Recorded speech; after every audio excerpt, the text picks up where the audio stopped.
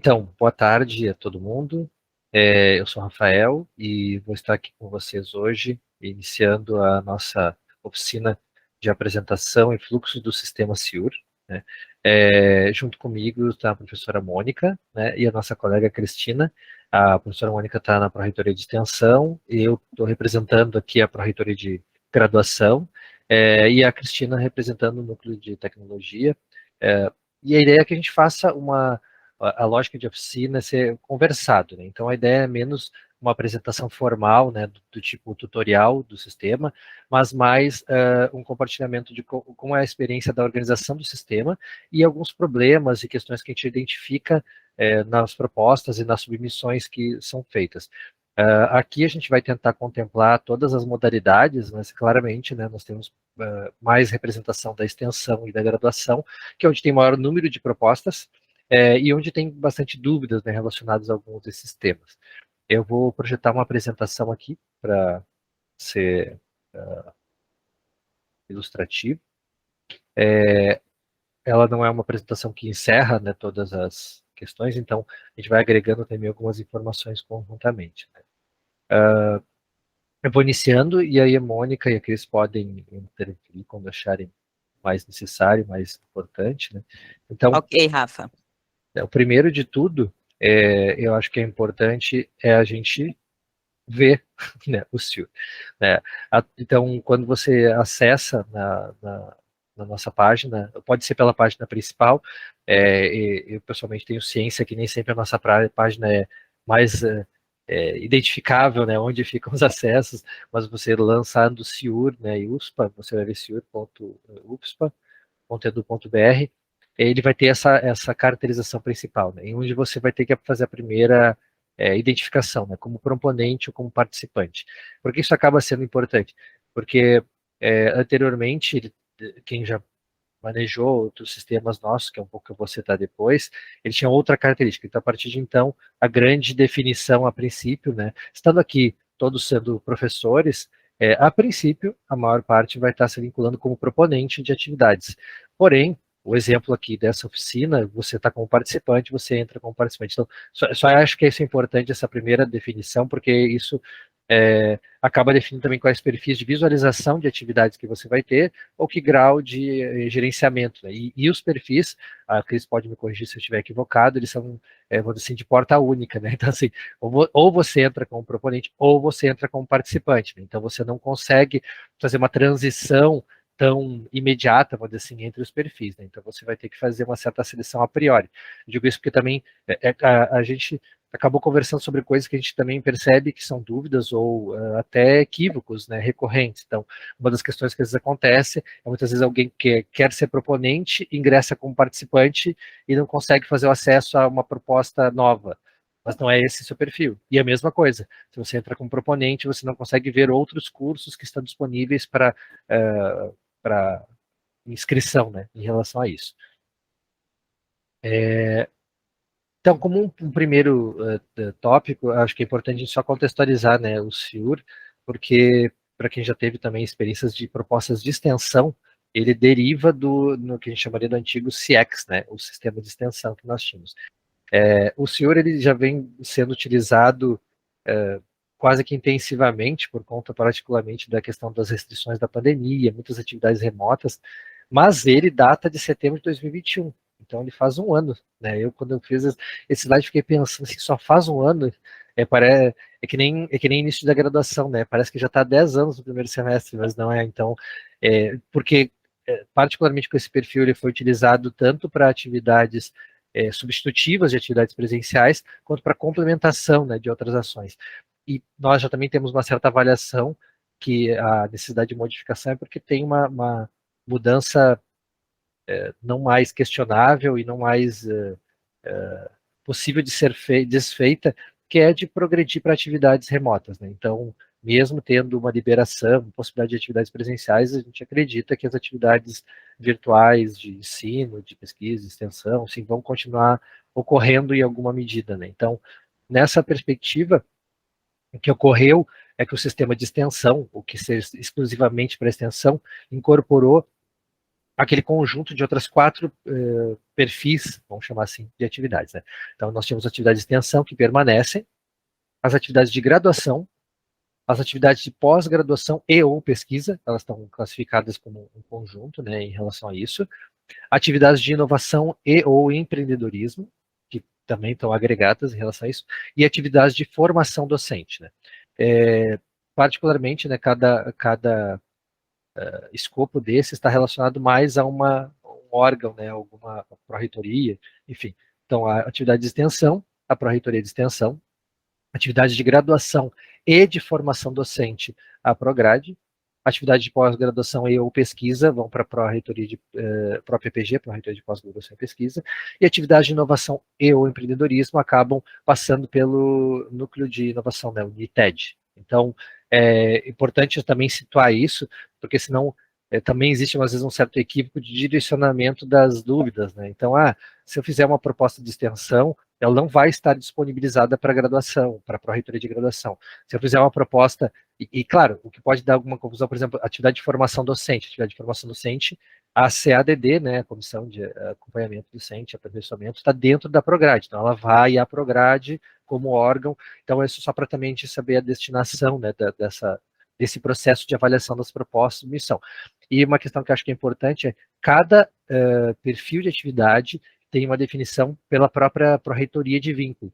Então, o que é da graduação tem algumas definições, vamos chamar assim, do que seria um curso, que seria um evento, enfim, e para extensão da mesma maneira, pós-graduação e assim vai. Então, é importante, quando for feita uma proposição, que ela sempre seja dialogada com a área, né, ou a pró-reitoria de interesse, né, porque eventualmente às vezes a gente percebe muito essa confusão quando tem uma migração de pessoas com experiência de submissão na extensão para a graduação, entendendo que muitas vezes, ou o contrário, né, da graduação para a extensão. Então, é importante dizer que tem um entendimento e tem uma organização que tem particularidades conforme o perfil que você está submetendo, né.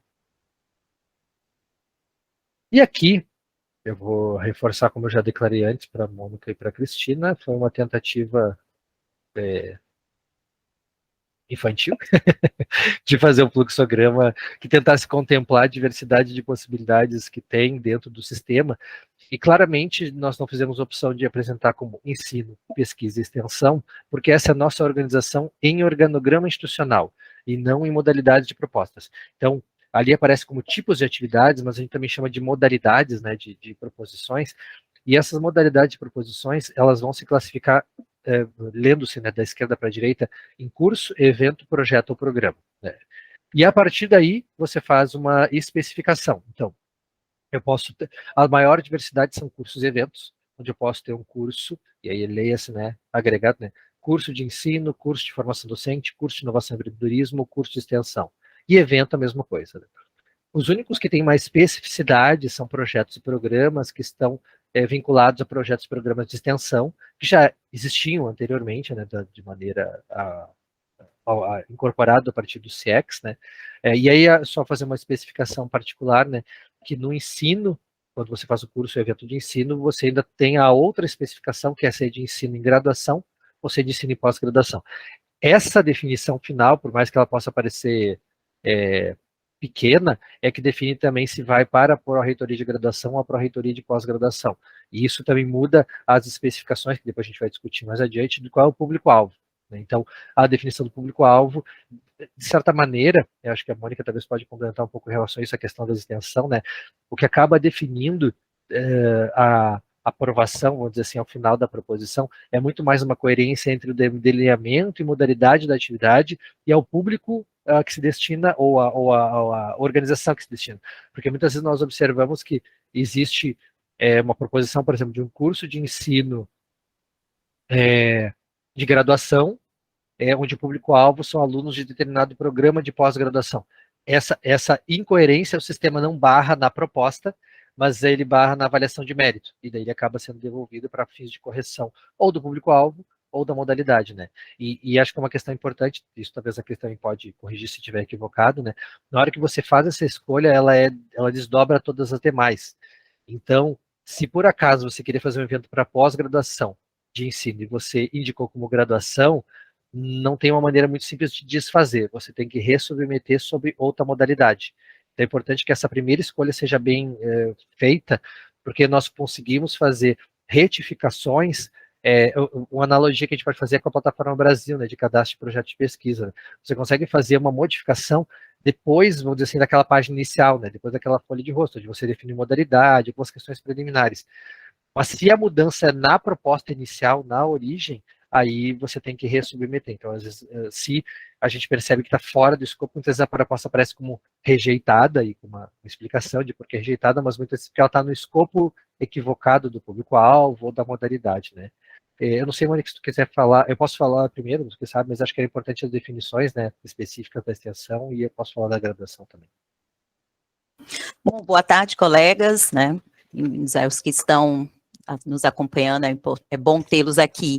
Então, acho que a ideia da gente, né, trocar com vocês nessa oficina é justamente, né, tirando algumas dessas dúvidas e reforçando alguns conceitos que são a base para a gente propor as nossas atividades e desenvolver, e a ferramenta, o CIU, é o meio, né, que a gente vai utilizar para o desenvolvimento dessas ações. Que uma coisa que a gente sempre bate bastante quando, né, repassa quando vai fazer a avaliação das propostas que chegam na esfera da extensão, a partir dessa migração, né, dessa adequação que nós fizemos do sistema, é pensar sempre nos fundamentos e nas diretrizes da extensão universitária.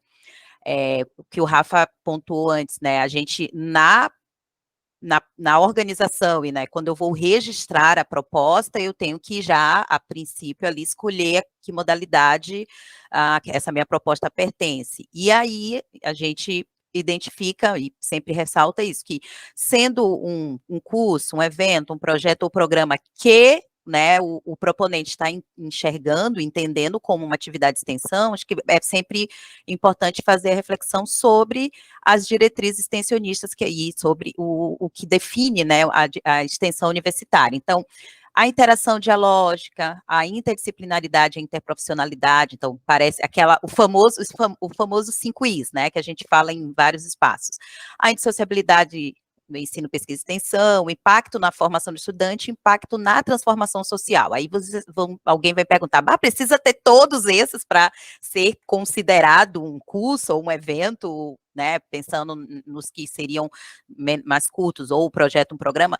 A gente não vai fazer um checklist, tem todos, mas é importante identificar que essa é a base da proposição, na organização da proposta, né, em pensar a interdisciplinaridade, a interprofissionalidade como um elemento da metodologia que está sendo proposta, o impacto que essa atividade, esse curso, esse evento, essa sessão vai ter na formação do estudante, qual é o impacto ou como esta atividade pode promover uma transformação para o público, né, a qual ele está sendo ofertado, então, a transformação social.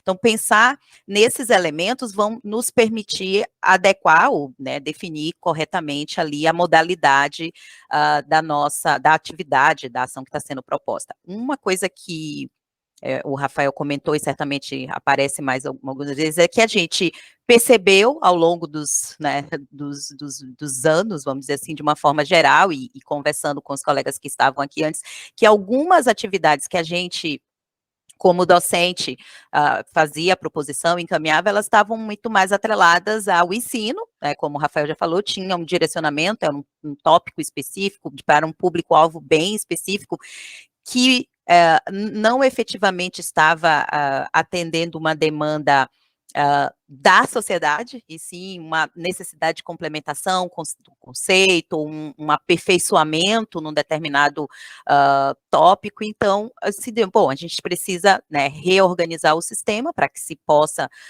ter um sistema que permita a inscrição, a certificação, todo o controle que o CIUR nos permite, mas com essa flexibilização e a possibilidade de acolher as diferentes propostas, porque quando o Rafa chama atenção, e acho que provavelmente isso seja a dúvida de muitos colegas, o público-alvo a qual se destina essa proposta, é um público externo, então se é um público externo, eu vou classificar, já de cara, classifico como extensão. Não é este o único elemento que a gente vai utilizar para definir se é uma atividade de extensão, se é uma atividade de ensino na graduação, na pós. A gente tem que pensar no objetivo, né, a metodologia que está sendo proposta e os resultados que nós estamos esperando a partir dessa ação. Acho que se a gente fizer essa reflexão, fica mais fácil a gente conseguir adequar, né, classificar, identificar, né, Rafael, adequadamente ali a modalidade dentro dessa configuração, dessa estrutura que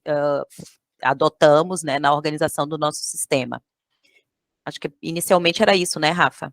Pra não avançar nos pontos que tu tinha ali. Isso, na verdade eu posso também fazer uma observação, até porque eu vou repetir a pergunta que a nossa colega Carol colocou aqui no chat, porque como a gravação não vai estar constando o chat, daí eu fico a registro, né, que era a questão do público, o evento com 2 públicos, no caso ela citou o exemplo de pós-graduação e graduação. Aí cabe, talvez, indicar, né, e quando a gente fez a conversa com a Cris, né, a gente juntou as pró-reitorias, a gente acabou fazendo o grau de, vou dizer assim, de rigor na análise da proposta conforme cada pró-reitoria. Então, a pró-reitoria de graduação entende que é imperativo que tenha um público-alvo de alunos da graduação, né? A pós-graduação entende que pode ter tanto da graduação quanto de pós-graduação. Então, se fosse fazer uma proposta conjunta, eu recomendaria que ela fosse de ensino para graduação, mas não restrita a alunos de graduação, do que o contrário. Porque na hora que você insere os alunos de graduação, existe o entendimento de que o perfil de aluno de graduação, participante de cursos e eventos, é diferente de aluno de pós-graduação.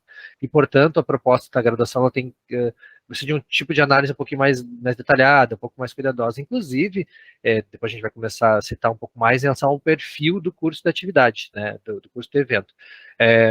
Por exemplo, na pró-reitoria de graduação, a gente acabou entendendo que os cursos eles têm uma certa equivalência com o que a gente chamaria lá nos registros curriculares, né, de cursos de curta duração. Então, a gente não está falando de um curso, por exemplo, de 100, 300 horas, né? No âmbito da graduação, a gente estava definindo um curso como algo que fosse entre 8 a 40 horas, que é mais ou menos a definição usual que se faz para chamados cursos de curta duração. E eventos, atividades pontuais, esporádicas. É claro que se eu tiver, por exemplo, 3 dias de eventos, não vai configurar necessariamente um curso.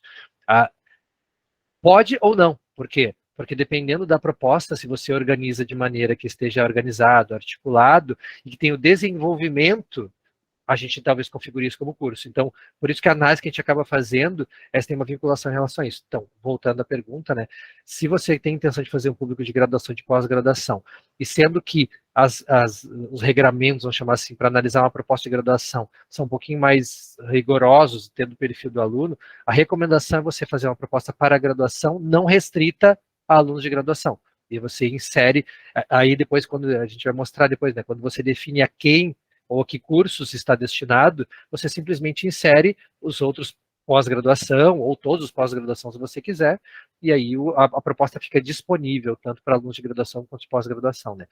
Porque, inclusive, vai aparecer, né, em algum outro momento a discussão de questões relacionadas à movimentação financeira, outras questões assim, que são diferentes de graduação e de pós-graduação. Então, a gente entende que da graduação a gente está falando de um público mais diferente, vamos chamar assim, né? Não vou usar nenhum adjetivo que fosse depreciativo, no sentido de ser menor ou demais, mas o aluno ele tem um acesso diferente, né, do que o aluno de pós-graduação às atividades, né? Tanto em relação à proposição de horários, a maneira de distribuição, a maneira de desenvolvimento, né, que é remoto, que é presencial. Então, a gente tem tido bastante cuidado, em especial porque com a questão das restrições da pandemia, muitas atividades que foram para o SEUR, elas tentaram compensar ou complementar atividades de ensino. Então, maior o cuidado teve que ser feito para que essas atividades também não fossem atividades inviáveis de serem participadas, porque elas eram atividades de graduação. E uma questão importante que eu acho que é declarar é a questão de formação docente. Porque a gente poderia pensar assim, a formação docente é proposta pela CADD, né, Coordenação de Desenvolvimento Docente. No entanto, qualquer professor pode propor uma atividade de formação docente, não é impeditivo, né? A única diferença é que daí o fluxo dentro da prograde é diferente, né? Todas as propostas de ensino da graduação vão para a coordenação de processo de ensino, que está sob a minha responsabilidade, e todas as atividades de formação docente vão para a CADD, e aí elas vão ser avaliadas pela professora Cleide Lene. Então, só para também especificar, então, se você quiser fazer um curso ou evento de formação docente, é possível, isso vai seguir esse fluxo específico. E, obviamente, todos os de extensão vão para a Pró-Reitoria de Extensão, independente se é curso, evento, projeto ou programa. Se alguém tiver dúvida, pode falar ou pode escrever também, tá? A gente vai... acho que eu vou fazer uma mudança aqui de tela. Aqui estão os itens, mas eu vou fazer uma mudança de tela só para que vocês... Só para ilustrar as telas de...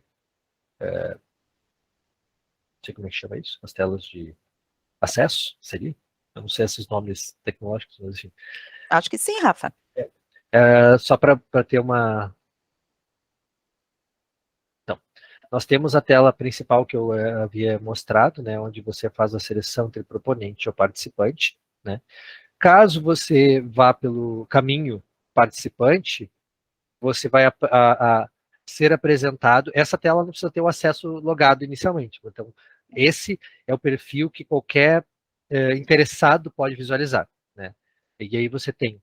Aqui, na realidade, estão listados somente aqueles que têm alguma proposta cadastrada. Então, por exemplo, vocês devem observar que não aparece nenhum de inovação e empreendedorismo, porque nesse momento não tem nenhuma proposta em aberto. Então, nós temos curso de ensino e graduação, curso de extensão, formação docente, evento de ensino e graduação, evento de pós-graduação, evento de extensão e evento de formação docente. Cada uma dessas atividades você pode visualizar um desenho mínimo, mas você não consegue avançar para a etapa de inscrições, que essa sim você precisaria do acesso aqui acima, né, e fazer o seu login específico. Mas, caso também alguém queira simplesmente circular, né, ou olhar outras propostas, então, por exemplo, vamos pegar o evento de formação docente, que é o que imagino que vários de vocês devem ter feito, né, você observa que tem o título, né, lembrando que esse título é o título, vamos chamar assim, autodeclarado, né? Ou seja, o proponente faz esse título. E é importante dizer isso porque muitas vezes os proponentes fazem o cadastro na hora de gerar o portal, às vezes não presta atenção do que está sendo postado, às vezes com títulos muito longos ou pouco explicativos, e às vezes o aluno manda pergunta para nós, né? Ou manda para o proponente, o que é mesmo que vai ser desenvolvido nessa atividade. Então, eu sempre sugiro que seja feito de uma maneira comunicável, né? Porque o que vai ser visto vai ser breve. Aqui a gente vê o título, aqui a gente vê a data do desenvolvimento da atividade, vamos chamar assim, né? E aqui a data de inscrições. Abaixo, a quantidade de pessoas possíveis, né, de serem incorporadas nessa atividade, né? Então, essa é uma síntese que o sistema tira a partir da proposta cadastrada em relação a isso. Isso, o André coloca assim, a questão de ter um título e subtítulo. Na verdade, sim, isso fica, por exemplo, vou pegar um exemplo de um curso de ensino e graduação, né? Microscopia na prática. Ele é meio autoexplicativo, não tem tanto problema. Mas, por exemplo, introdução ao LaTeX.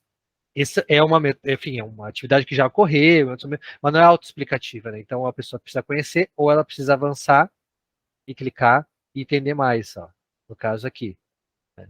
Que é uma atividade do curso que pega física, química, informática. Quando você vai nessas atividades, você aí vai ter esse desenho um pouco mais especificado, que ele tira também da proposta cadastrada. Duração, inscrições, qual é a carga horária total, se foi promovido por algum curso, alguma atividade, coordenação e o modo, se é a distância ou presencial. André, pode... Tá bem, Rafa, não, era para tirar a dúvida exatamente disso mesmo, né? Assim, eu falei do subtítulo, porque vou pegar o exemplo desse próprio seminário, tá? Como ele tem muitas oficinas, né? Então tem que colocar o terceiro seminário de formação docente, aí a oficina, né? Oficina 7, oficina 8. Então, isso, o título e subtítulo podem ir juntos, então, ali na introdução, né? Isso é uma questão, assim, quando você cadastra, você pode fazer um nome mais extenso. Mas quando você vai gerar o portal, você pode criar um nome mais simplificado, se quiser. Porque o nome que vai aparecer no cadastro é o nome que depois vai chegar até a certificação. O nome que você gera no portal é o nome que vai aparecer nesse resumo. Então, ele pode ser, por exemplo, que nem esse aqui, evento de formação docente, tá? Eu posso cadastrar como terceiro seminário de formação docente, oficina 7, legendagem de comunicação. Eu também poderia botar só seminário docente 2022, oficina 7. Ponto. Poderia fazer isso, se eu quisesse. O que vai sair certificado é o primeiro cadastro, que é geralmente o nome mais extenso. Quando você não faz nada, em geral, ele pega o nome inteiro que você cadastrou na primeira vez. Mas se você quiser, você pode fazer um nome fantasia, vamos dizer assim, né? Para ficar ou mais explicativo, ou mais claro, ou mais sucinto, né? Da maneira que você quiser. Eu vou pegar o que eu estava mostrando aqui, por exemplo, assim, sei lá, pegar o pré-cálculo, vamos pegar aqui, pegar o de microscopia. Então, por exemplo, você pode ver o período de duração, o período de inscrições, como eu disse. Esse aqui, no caso, tem uma promoção no sentido de promovido por, ou seja, ele está vinculado a no caso, que é um curso de graduação, curso de biomedicina. Quem declara isso é o proponente, ou seja, ele está vinculado a um determinado curso, e o fato de estar vinculado a um curso não diz a quem ele é destinado, daí eu preciso também fazer esse tipo de vinculação. Ele é proposto por quem, ou vinculado a quem, e vai ser direcionado para quem, né? Aí você tem objetivos, introdução, o público-alvo, depois a gente vai ver nos itens, a programação, nesse caso é um estilo oficina também, então ele é uma duração de um turno, inscrições, aqui, se eu não fiz até então, é o momento onde eu preciso fazer meu cadastro UFSPA, né, o endereço institucional com a senha institucional, e o contato, se você quiser entrar em contato, e o contato geralmente vai para o proponente ou para quem ele delegar, né, se for eventualmente a delegação de preenchimento, alguma questão em relação a isso.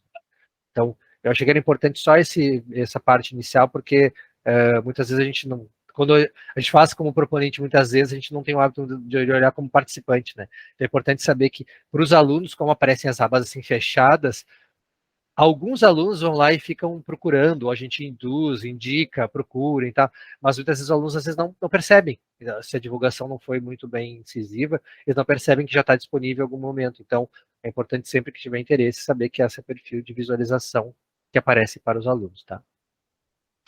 Rafa, tem uma Pode pergunta da Carol aqui no chat, acho que eu estou entendendo que está atrelada à pergunta anterior, Carol, se me corrija se estiver errado, mas entendendo que está relacionada ali ao público, mas se for um evento de extensão e uma pessoa externa ao UFSPA, é isso sobre o público? Que o Rafael comentou assim, para se inscrever tem que acessar, mas tá. e se for alguém externo? Os nossos, a estrutura do sistema, ele foi projetada para acolher, né, pessoas externas à nossa comunidade. Aí, depois o Rafa pode voltar ali. Porque, claro, a gente está pensando sempre que a gente pode, estimulado, né, que se promova atividades que sejam para a nossa população externa, público externo, e aqui no preenchimento, na hora, o candidato a pessoa interessada vai colocar um e-mail, e um e-mail particular, mas a Cris pode me corrigir, que aí ele tem um momento de fazer o cadastro. Ele faz um cadastro anterior aqui, ó, que pode ser com o seu e-mail comercial, ou Facebook, me corrige, Cris, a gente tinha, né, deixado antigamente para o Facebook não a gente pode tirou. mais. Tá bem. Eles fecharam. Estava dando muitos problemas, mas até inicialmente, né, então é um e-mail particular, a pessoa cadastra o seu usuário e senha e a partir daí fica, né, habilitado a acessar os nossos eventos, né, independente de qual modalidade seja, entendeu, Carol? Porque como, Rafael disse, pode ser ofertado pelo público, pode ser ofertado por um docente, uma atividade da pós-graduação, que envolve os alunos da pós e da graduação, mas que também fica aberto, né, ao público externo. Então, essas pessoas conseguem fazer inscrição para ter o certificado todo da mesma forma. Pode complementar, Carol. Posso viajar um pouquinho? Claro, vamos juntos. Se esse público externo, eu estou promovendo um evento, alguma coisa que eu vou usar um Moodle, eu consigo já pegar esse cadastro, fazer um link lá com o Moodle, ou é tudo diferente, nada conversa? Vou deixar a Cris, essa parte Acho que é técnica, comigo, Cris. né? Não, ele não se conversa, tá? Então, se precisar que seja linkado com um Moodle, tu vai ter que abrir um chamado aqui com o NTI pedindo que os inscritos deste curso sejam importados lá para dentro do Moodle, daí a gente faz essa Ah, bom. importação. Já tiveram vários cursos que a gente fez Tá, isso, mas eu posso tá? Mas é só pedir. dizer aí nesse chamado que pegue o cadastro desses inscritos e coloque lá, importe. Isso, Isso, aí ok. a gente faz o pré-cadastro deles lá dentro do Moodle. Tá. Aí a gente Joia, obrigada. faz isso. Nada. Perfeito. E Cris, agora eu fiquei pensando numa outra opção que às vezes a gente tem dentro das salas Moodle a possibilidade de entrar como convidado. Teria dentro dessa configuração que a Carol disse, se é uma atividade, vamos pensar, dentro de um evento, como nós aqui tem uma oficina e ela quer usar o Moodle. Os interessados, os inscritos no nosso evento poderiam acessar o Moodle de forma como convidado para aquela sala específica? Que estou pensando, né, nessa coisa do professor optar por esse caminho. Acho que sim, acho que não teria problema, não. A questão é mais assim, a gente tem alguns casos onde tem alguma prova, alguma coisa nesse sentido, né? E aí a gente precisa desse cadastro mesmo. Entendi. Mas sim, eu acho que daria para usar. Tem os casos lá que o professor manda o convite, né? Manda o código, né? Aí acredito que daria também. Em que eu fiquei pensando. Pensei na pergunta da Carol, porque daqui a pouco ela propõe e resolve, né, ali nos ajustes finais da proposta, fazer isso, então, para não ficar na dependência, né, do PI, que a gente sabe do prazo, mas acho que é importante pensar nessa opção também, Carol. Eu vou fazer um aviso só que a nossa colocou aqui. Aproveitando que a gente está na oficina do Ciur, quem não fez a inscrição no Ciur para essa oficina, por favor, pode se inscrever para fins de certificação, né? E tem uma lista de presenças ao lado que a Natana colocou, né? Então, no fórum, se alguém depois... Então, dentre os itens que a gente tem dentro do preenchimento, tem alguns grandes campos, né, vamos dizer assim, quando você faz o cadastro de uma atividade, né? Então, nós temos a identificação da atividade, ou seja, você, de início, precisa classificar entre aquelas modalidades, né, que são essas anteriores que eu coloquei para vocês, né. Então, você precisa declarar, então, é um curso de ensino na graduação, é um evento de extensão, então você vai precisar fazer essa primeira definição para que todos os demais campos possam ser organizados da maneira adequada. Por isso que, eu volto a repetir, essa é a definição fundamental, né? Se você se equivoca nesse processo, muitas vezes a proposta precisa, se ela precisa ser corrigida nesse nível, ela muitas vezes precisa ser resubmetida. Então, para evitar retrabalhos, é recomendável que haja bastante clareza de qual é o tipo de proposição que vai ser feita no início, né? Como eu disse, a declaração de cada um das áreas, como eu falei da graduação, né? Especificamente, a gente tem considerado isso. Se a proposta tem desenvolvimento de algo, tem uma característica um pouco mais instrumental, enfim, desenvolvimento de habilidades, competências, ela pode talvez se caracterizar como curso, respeitando aquelas cargas horárias que a gente comentou. Se ela tem uma características mais pontuais, enfim, ela vai caracterizar mais como evento. Então, em geral, isso se aplica para várias, mas como eu disse, cada modalidade tem uma certa especificação. Então, se você tem uma dúvida e quer fazer especificamente para extensão, eu tenho certeza que é para extensão, e eu tiver dúvida da modalidade, daí pode consultar a ProEst. Se eu sei que é para graduação, mas eu tenho dúvida da modalidade, consulte a ProGrade, assim sucessivamente, né? E a própria EPG, se for o caso, em relação a isso. Aí aquele item, promovido por. No promovido por, você vai ter à disponibilidade uma lista de todos os cursos de graduação e pós-graduação vinculados, né, ou registrados aqui na nossa universidade. Nem toda atividade precisa ter um promotor, né, não precisa, não é impeditivo ter um promotor, não ter um promotor. A questão é que, se você quer fazer, por exemplo, uma atividade que ela é desenvolvida por um curso de graduação para alunos do próprio curso, por exemplo, ou alunos de vários cursos, é interessante que você vincule isso, porque isso, inclusive, tem uma, vou dizer assim, uma certa chancela. Isso aconteceu muito agora nesse período, quando foram feitas atividades de graduação complementares a disciplinas, né? E aí a gente sempre tem recomendado que, bom, nesse caso, fazer algo que vai substituir uma aula ou um conjunto de aulas práticas de uma disciplina da farmácia, do curso de farmácia. Bom, a gente recomenda que, claro, o curso ele vai estar promovendo não no sentido do desenvolvimento, mas promovendo como um apoio, ou como, inclusive, que é o que muitas vezes acontece, chancelar aquela equivalência. Por que eu estou colocando isso de maneira sublinhada? Porque, particularmente nas atividades de graduação, muitas vezes os alunos querem uma certa equivalência a outras atividades do curso de graduação. E se o curso não está aparecendo como promotor, o NDE ou a congrade do curso poderia eventualmente não entender que aquilo tem relação direta com o curso, é só um curso extra que o aluno fez. Então, a gente tem sugerido e recomendado fortemente, né, além das atividades que são inerentemente promovidas pelos cursos de graduação, como, por exemplo, jornadas acadêmicas. As jornadas acadêmicas sempre aparecem em curso como promotor, porque afinal elas são vinculadas, né, à organização do curso.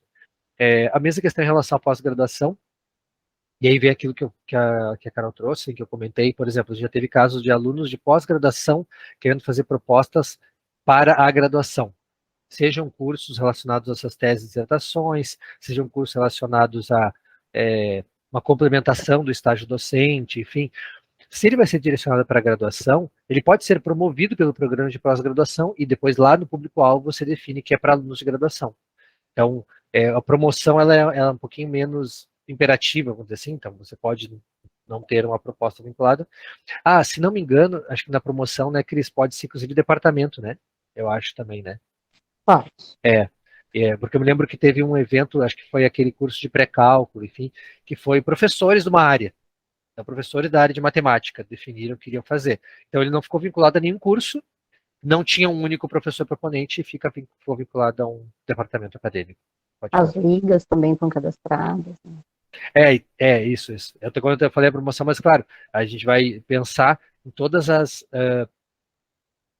possibilidades institucionais, né, de promoção de atividades, né. Então, eu acabei falando mais, né, dos que envolviam a graduação, mas claramente também temos as ligas acadêmicas, assim, que as ligas acadêmicas, em geral, elas punham quase que exclusivamente da extensão, mas já tem começado a propor também como atividade de graduação, porque, e essa questão também importante, né, que reforço o que a professora Mônica trouxe anteriormente, nós não tínhamos uma alternativa ao sistema de extensão. Então, tudo ia como extensão. Agora, se você propõe algo que claramente, por exemplo, você está junto a uma liga acadêmica, os alunos propõem um curso para graduação, mas submetem como extensão, ele provavelmente vai ser redirecionado para ser resubmetido como curso de ensino e graduação.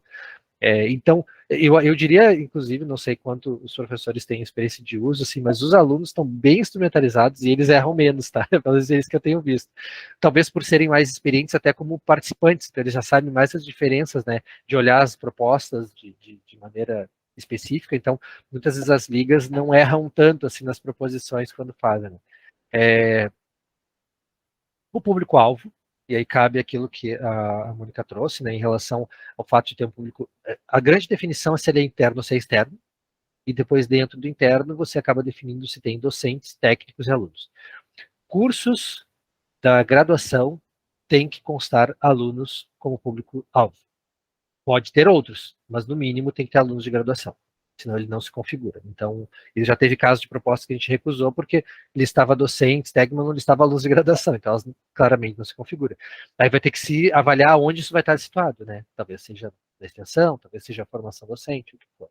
Lembrando que a opção técnicos, ela é uma opção que acho que ela não é excluída em nenhuma proposta. Então, se você quiser deixar aberto, não é problema, a gente tem colocado isso como uma possibilidade, inclusive, porque nós temos pessoas de área técnica, vamos dizer, que estão atuando no treinamento, mas tem uma formação em outra, e vocês têm interesse de participar de atividades, então, não havendo problema em relação a isso, né, particularmente nas atividades que não têm limitação, né, de espaço físico, enfim, a gente tem recomendado que deixassem aberto.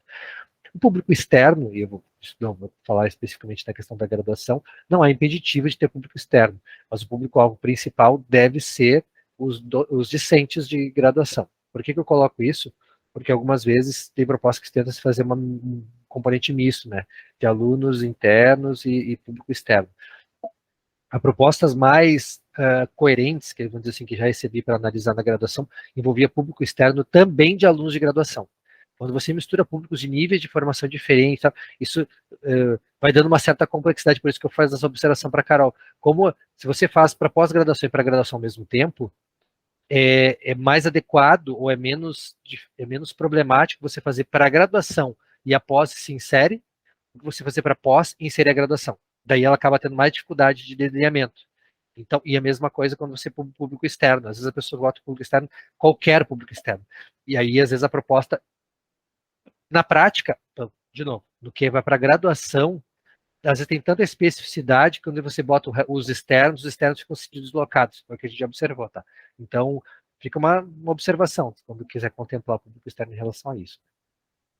E os cursos da atividade são os cursos a que se destinam. Acontece, não nem sempre é usual, né, mas acontece, por exemplo, de eu fazer um curso, o exemplo da jornada acadêmica, quer fazer a jornada acadêmica e faz a jornada do curso promovido para alunos só do próprio curso. Esse ponto do curso, da atividade, assim como do público-alvo, eu preciso ter um certo cuidado, porque isso vai autorizar quem vai estar disponível a se inscrever. Se você, por exemplo, coloca um público-alvo de alunos e não bota técnicos, nenhum técnico vai conseguir fazer acesso de inscrição. Né? E se você bota aqui o curso que se destina, eu estou destinando essa atividade para o curso de medicina, ou alguém da enfermagem vai poder ver que existe a proposta, mas não pode se inscrever porque ela não está habilitada na vinculação imediata, justamente pelo cadastro, né, se tiver essa vinculação. Eu não sei se isso ainda procede, né, Cris? A princípio é isso, né? Ele só vincula ao curso de origem? Pois então, eu fiquei em dúvida. Eu me lembro que a gente falou, não tenho certeza se é isso. Eu não me lembro agora eu teria que fazer um teste para ver se o sistema bloqueia ou se fica mais como uma sugestão. Entendi. Uma coisa que eu tenho certeza que ele não está fazendo é a questão ali, por exemplo, esse curso aqui é só para docentes. Então, eu, como técnica, conseguiria me inscrever, tá? Só que daí, assim, o proponente tem liberdade de ir lá e negar a minha inscrição, porque eu não sou docente, eu sou técnica. Né? Sim, essa é a restrição imperativa só no caso de alunos e docentes, né? Exato, a gente teve algumas discussões a respeito disso e a gente acabou tendo algumas dificuldades de como fechar um caso e outro, então a gente deixou aberto, e aí, no caso, o proponente fica com essa liberdade de excluir, né, de cancelar alguma inscrição que seja feita indevida. E acho que uma questão importante é que mesmo que o sistema não bloqueasse, a gente sabe no caso da graduação, os alunos não tendem a se inscrever em cursos que eles veem que não se destina à sua formação. Então, se você quer um curso amplo, que todo mundo possa se inscrever, o ônus que tem eu peguei um hoje, inclusive, que tinha todos os cursos. 16 cursos, porque a pessoa queria um público mais aberto. Então, os alunos tendem a procurar essa vinculação, né, de qual curso de destinação. Então, claro, a gente pode ter essa vinculação extemporânea, né, a pessoa vai lá e quer testar de outro curso, mas não é o comum. Cato? Oi, eu fiquei com uma dúvida, como é que funciona essa questão da inscrição? Se eu estabelecer, vamos supor, 30 vagas, são os 30 primeiros que solicitarem inscrição? Você tem a possibilidade, na hora de abrir o portal, ele vai respeitar as vagas que você cadastrou na primeira vez. Então, já disse quantas vagas. O que você pode ter é um cadastro de lista de espera. Tá. E a lista de espera é arbitrária. Aí, ela é uma inscrição sequencial. Né? Então, os primeiros inscritos entram, e se tiver desistências, cancelamentos, exclusões, ele puxa o próximo da fila. Tá, e uma outra pergunta, assim, na questão de eu ter alunos tanto disponibilizar vagas para graduação e pós-graduação, tem como restringir uma quantidade para cada público? A princípio, não. O sistema vai pegar a lista de inscritos. Não? Não. Tá. Se você tiver uma procura maior de graduação do que de pós-graduação, vai ter um público desse perfil, né? O que É que isso vai muito também da divulgação, né? Daqui a pouco você divulga pro pós, isso é divulgado rápido, ou para graduação é divulgado rápido, talvez. Tem uma maneira que não é pelo sistema, uma maneira menos ágil, vamos dizer assim, é que se você quisesse fazer uma separação, é que daí, quando ocorrem as inscrições, você tem acesso à lista. que você pode fazer é excluir um número excedente do que você não quer e o sistema vai puxando da lista. Então, por exemplo, eu tenho mais alunos de graduação, eu tenho 5 a mais de graduação. Eu vou tirar os últimos 5 e vou deixar o sistema puxar os próximos 5 que estão cadastrados como pós-graduação, entendeu? Pelo perfil pós-graduação. Mas aí é um trabalho de seleção da lista de inscritos, né? Só que o estranho é que quando a pessoa faz a inscrição, tipo nós fizemos a inscrição agora para essa atividade, a gente já recebeu um e-mail dizendo que foi confirmada a inscrição, né? Sim. O aluno Sim. vai receber que foi confirmado, depois eu vou estar excluindo ele, né?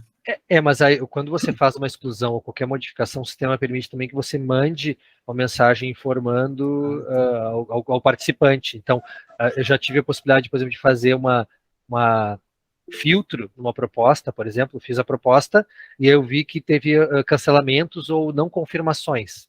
E daí eu mandei um e-mail avisando, até tal data não tendo, eu teria que fazer algumas exclusões, e daí eu excluí e avisei as pessoas e deixei entrar os próximos, porque principalmente quando o curso tem uma data de matrícula, de inscrição muito próximo do início, se você não faz as exclusões, tem o risco de começar com evasão, né? Então eu fiz isso com, tipo, 2 dias antes eu fiz esse comunicado, né? Ok. Cris?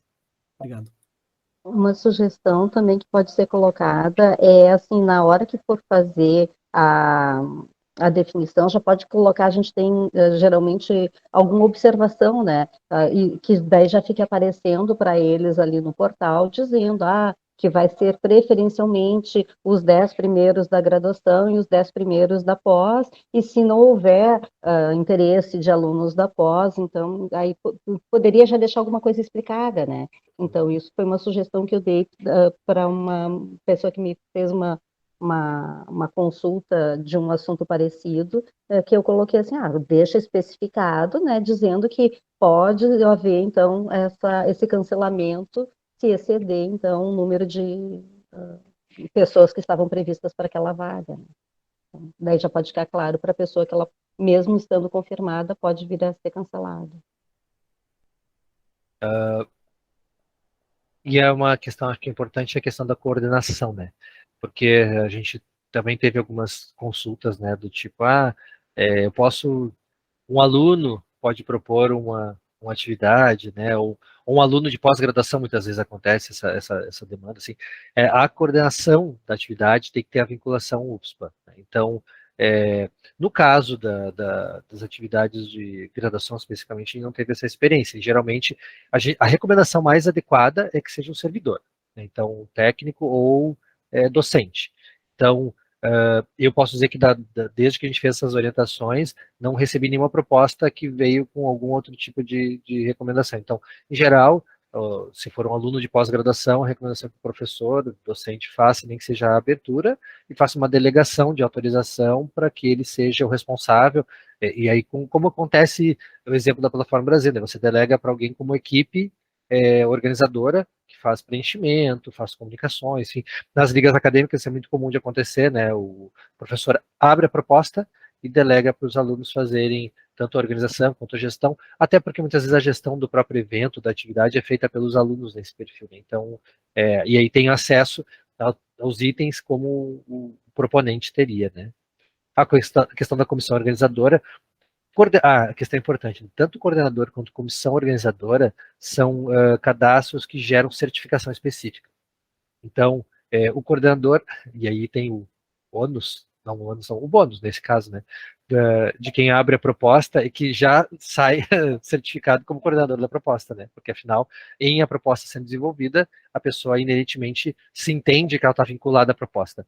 E por isso que eu aviso que a gente sempre dá, quando a proposta é delegada, é que você, como coordenação, continua sendo responsável. Então, se a proposta tiver um problema de execução, alguma inadequação na inscrição, alguma questão, o coordenador continua sendo responsável, né? Então, a proposta teve retificações, modificações, o coordenador é responsável por quaisquer modificações que foram feitas depois, participando ou não das modificações. Então, é importante declarar que tem essa responsabilidade vinculada, né, ao ponto. E a comissão organizadora é importante porque, de novo, tem uma certificação específica para a comissão organizadora, mesmo se a comissão organizadora também fizer parte como ministrante de atividades. Então, daí, claro, como acontece em outros eventos, você é organizador e palestrante, ou organizador e ministrante. Não tem problema em relação a isso, mas é uma certificação específica. E o detalhamento da proposta, no caso, ele tem uma modalidade mais simplificada, vamos dizer assim, que é uma pequena introdução, e tanto a introdução quanto os objetivos é o que apareceu lá no portal, que depois vai ser puxado para fazer uma pequena apresentação. Então, a introdução aos objetivos servem para dar uma certa clareza para quem está avaliando, mas não esquecendo que depois ela pode ser utilizada para divulgação também da proposta, né? Então, e é bem breve, assim, não é nada extenso. Os objetivos podem ser, inclusive, tópicos, apenas para ter uma clareza de que tem um direcionamento para a modalidade que você escolheu. Se é extensão, e aí volta aquilo que a Mônica falou, né? Se é extensão, o objetivo tem que dialogar com algum daqueles 5 itens. Se for da graduação, tem que dialogar com questões da matriz curricular, formação e desenvolvimento de competências, enfim, e cada uma especificamente. Cris? Só para lembrar que aqui no detalhamento da proposta vai variar conforme a modalidade que for selecionada. Na extensão, por exemplo, existem outros itens aqui no detalhamento, né? Então, isso é um dos motivos que dificulta bem isso, assim, eu fui lá e marquei a atividade como extensão e agora eu quero trocar para graduação. O detalhamento é diferente, né? Então, por isso que é uma das dificuldades de eu fazer essa troca. É isso mesmo. Introdução e objetivos são, vamos dizer assim, comuns e mínimos, mas aí cada um vai ter um pouco mais de especificidade, né, conforme... E, claro, lembrando que também a avaliação vai ser particular, né, em relação a isso. Então, como eu falei, os objetivos que vão ter que dialogar com a extensão vão ter que citar algumas coisas, os objetivos com graduação outras, pós-graduação outras, e assim sucessivamente, né. E é importante essa caracterização tá explícita, porque, de novo, como eu disse, cada modalidade de proposta vai para um local diferente. Então, eventualmente, por exemplo, na graduação a gente recebe propostas e a gente diz, olha, isso parece ser melhor direcionado para a extensão, mas a gente não pode fazer esse direcionamento, a gente só tem uma impressão sobre. Pode ser que a pessoa mande para a graduação, não tenha cara de graduação, pode mandar de extensão, não tenha cara de extensão. A gente vai ter que daí caracterizar melhor o que isso, qual é o escopo, né, da proposta, né, e a quem se destina. Para isso, também acho que é uma questão importante, né, que não está citado aqui, é o tempo para essa submissão. A submissão, assim que ela é realizada, ela vai de pronto para a pró-reitoria vinculada. Porém, quanto menos claro tiver, mais tempo de análise ela precisa. E eu estou dizendo isso porque já houve o caso, por exemplo, onde a proposta chegou e não tinha viabilidade mínima de tempo para inscrições. Se não for, teria que ser avaliada quase imediata e ainda assim com muito pouco tempo. Então, na graduação, na pós-graduação, desculpa, na Prograde, a gente já fez a devolução no sentido de dizer assim, olha, o tempo era, por exemplo, posso fazer submetido na sexta para iniciar na segunda. E então, a gente devolveu dizendo que teria que fazer uma sugestão de correção da data de início, porque não teria tempo. E aí, de novo, porque no caso da Prograde está pensando no perfil de alunos de graduação. Alunos de graduação, você abre na sexta para a segunda, não temos a experiência de que isso tem uma adesão importante que viabilizasse propostas, entende? Então, isso também tem que ter claro. Pode ser que para pós-graduação isso seja para o suficiente, ok? Mas essa especificidade precisa estar clara. Eu estou reforçando isso de novo, né, pelo lado de onde eu estou falando, mas na graduação a gente vai olhar sempre qual é a viabilidade que o aluno de graduação tem de participar ou de aderir à proposta e se ela se vincula ao desenvolvimento pertinente à graduação. Então, dando isso, aí a criatividade da proposta não é a avaliação não é no mérito da criatividade ou da inovação da proposta, mas sim da coerência dela com objetivos. E na extensão tem as suas especificidades também em relação a isso. André? Fala, vai, André. Oi, Moniquita. Oi, Rafa. Não, a dúvida agora é com relação aos prazos. Eu queria só entender agora coisa de prazo. Por exemplo, quanto tempo de antecedência é importante mandar, porque eu sei que também vocês têm tanto olhar a coerência técnica, como o Rafa falou, como também a questão da própria reserva de salas, né? Porque tem, por exemplo, o número de participantes, né? Então, eu queria saber qual é a questão de antecedência. Quanto tempo de antecedência é importante lançar? Eu posso falar em relação à Prograde, tá? No de graduação, a gente faz a análise do SIUR pelo menos uma vez por semana, às vezes 2 vezes por semana, que a gente para olhar, então. Só que quando a proposta chega para nós, esses elementos como reserva de sala, tudo já tem que estar sendo feito. Então, o que é o prazo mínimo, por exemplo, o que já aconteceu? cursos que são vinculados a um curso, Uhum. para os alunos do próprio curso, e a Tá. coordenação divulga, então é meio que é um curso quase direcionado. Esses cursos, em geral, a gente se aceita um tempo menor, mas aí a gente pede que pelo menos ele está disponível para inscrição. Vamos fazer reserva, se não sabe que o evento será aprovado, Carol. Não tem, a gente tem que fazer reserva antes, porque o mais provável é que o evento seja aprovado se ele estiver organizado de maneira coerente. O difícil é você ter aprovação e tentar a sala depois. Atualmente, já tinha isso antes, né? É mais difícil conseguir o espaço físico do que conseguir a qualificação da proposta, até porque a proposta ela pode ser revisada. E, de novo, quando o André fala em relação ao tempo, vamos lá, se você não errou a modalidade, ela é para graduação, ela é para pós, ela é para extensão, tudo isso vai avançando, reduzindo a necessidade de tempo. O tempo mais curto que a gente já teve de tempo de inscrição foi 5 dias. Porque era o curso de graduação fez para alunos do próprio curso, em determinadas disciplinas, todos os alunos já estavam direcionados na sua inscrição, só esperando a publicação, então era quase um curso encomendado, vamos dizer assim, do curso para o próprio curso. Quando é muito aberto, a gente recomenda que dê pelo menos um tempo maior, de 7 a 10 dias pelo menos, porque os alunos precisam olhar. E de novo, isso ainda com trabalho de divulgação, né? Mas vai pensar num tempo adequado, pelo menos o que os alunos também têm nos trazido, é que seria adequado mais de 15 dias, pelo menos, de portal aberto. De portal aberto. Ou seja, se submete a proposta, ela foi aprovada, ela dá aquela aprovação, pelo menos 15 dias até a execução, porque os alunos têm dito para nós que se você vai mirando os alunos da graduação em particular, a questão eles têm que fazer uma avaliação com colisão de disciplinas, atividades concomitantes, deslocamento, se for presencial, e, claro, é importante também declarar para vocês, né, quem optar por fazer um curso de graduação remoto, pode ter um tempo de publicação de portal menor do que presencial, porque a adesão é diferente, a vinculação é diferente, né, mas a gente, só quando, como eu falei, só quando o caso é muito extrapolado, por exemplo, queria publicar na sexta, aí a gente devolve dizendo isso. Mas se a pessoa diz assim, eu na segunda dá para outra segunda, a gente faz às vezes uma observação, olha, o prazo parece muito exíguo, talvez tenha pouca adesão e tudo mais, mas não é impeditivo fazer desse jeito, né? Legal, Rafa. Posso perguntar? Vai, Carol. Aí eu também tenho uma outra pergunta. Tá, então vai, Carol, depois o André. Não teria que ter, assim, um tempo mínimo para as instâncias aprovarem? Tipo, chegou uma proposta na Prograde, ela tem que ter um tempo mínimo. E dentro ali, porque às vezes, por exemplo, ali no NEAD a gente se cotiza, né? Porque às vezes chegam algumas atividades que sei lá, que tem a ver com EAD ainda, e a gente vai ali. Então, cada mês um pega. E às vezes, mas olha só, não sei o quê. Tipo, sim, mas a gente tem que ter um tempo, né? Então, não sei, fica uma ideia, né?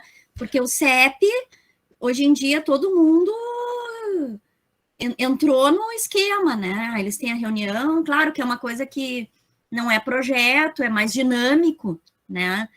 As questões, mas eu acho que é insano. O que eu posso dizer, Carol, é que assim, o que acontece? A gente já está trabalhando numa normatização para instituir algumas dessas questões. Como eu disse, né, a gente estava até falando isso agora, em setembro está fazendo um ano só do CIUR, né? Então a gente também teve, e a gente estava vivendo um período meio atípico de proposições. É um amadurecimento, né? A gente teve muitas propostas que eram vinculadas à questão da pandemia. Por exemplo, agora o perfil de proposta tem mudado. Muito mais propostas vindas de ligas acadêmicas, professores fazendo curso de férias, é um outro perfil. Então, a gente já sabe que vai ter que fazer alguns regramentos em relação a isso. Quando eu disse a questão da gente trazer a verificação, é porque, particularmente, eu posso falar no caso da Prograde, né? Na Prograde, as atividades, elas têm vindo muito mais delimitadas, né?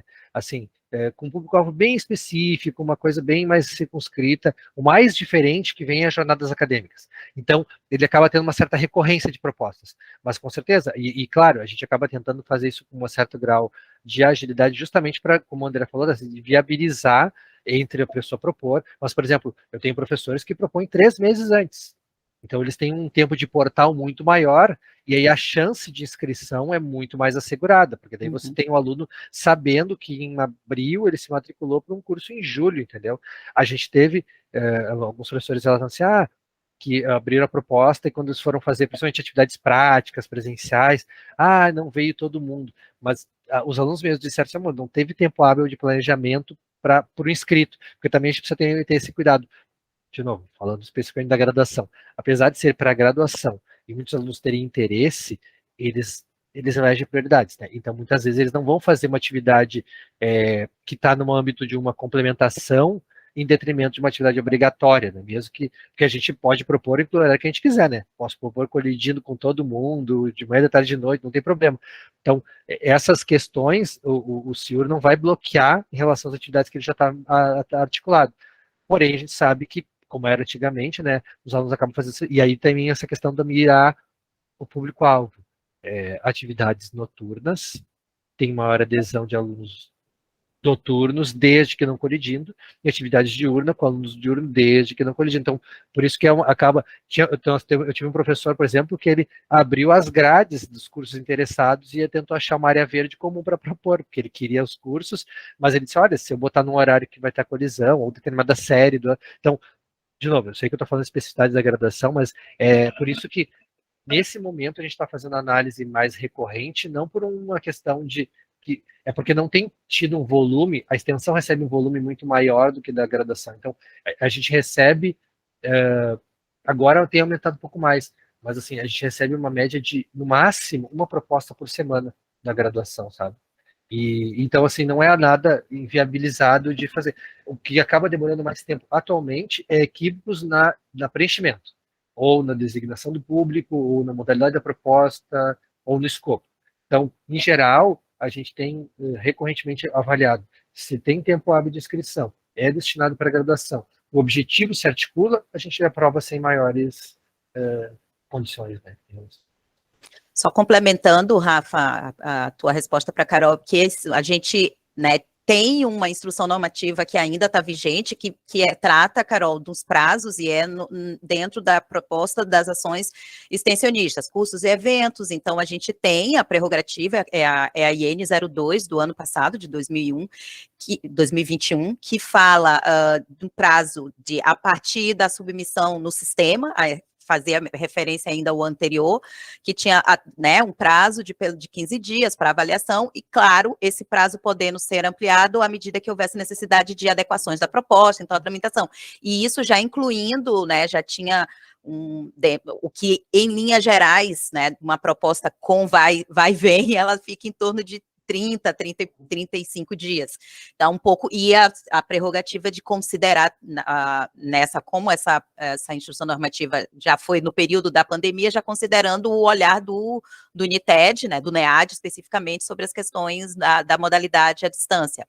Mas, como o Rafael disse, a gente está revisando e fazendo esse briefing do que aconteceu nesse primeiro ano, que envolve as outras pró-reitorias, para termos uma instrução normativa geral sobre o CIU, trazendo, né, as especificações e prazos que sejam adequados e coerentes às diferentes modalidades, né, pensando sempre que podemos ter um tempo, e como o Rafael disse, aqui na Proeste também a gente faz uma avaliação, né, no mínimo 2 vezes na semana tem uma checagem, na verdade a Dani é responsável e a Vivian que trabalha diretamente com ela nessa função para não termos, né, propostas trancadas, vamos dizer assim, em análise pela Proeste, pensando sempre na necessidade, na dinamicidade que os processos exigem.